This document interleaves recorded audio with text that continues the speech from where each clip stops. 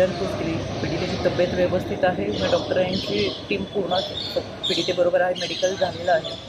यामध्ये FIR पाहण्यापूर्वी आणि जबाब पाहण्यापूर्वी मी पीडितेशी चर्चा केली की घडलेली घटना कशी होती, काय झालं, तब्येत कशी याची विचारपूस केली. यामध्ये संबंधित पीडिता ही सुरतची राहणारी आहे. शिक्षणासाठी ती पुण्यात आलेली आहे.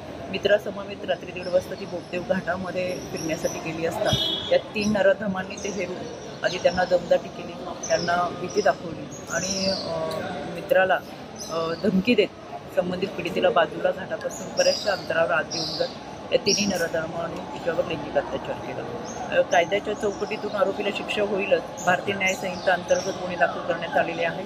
कडक कारवाई होत आरोपीला फाशीच्या शिक्षेपर्यंत घेऊन जाण्यापर्यंत राज्य महिला आयोग पाठपुरावा करेल. रात्री 1:30ची वेळ असल्यामुळे आणि घाटापासून बऱ्याचशा आतल्या बाजूला असल्यामुळे पीडितेला आरोपींचे चेहरे फारसे दिसलेले नाही आहेत, पण जसे चेहरे दिसले तसे त्याचे स्केचेस बनवले गेले आणि हे स्केचेस हे पूर्ण पोलीस स्टेशनमध्ये पाठवण्यात आलेले आहेत. यापूर्वीही ते गुन्हे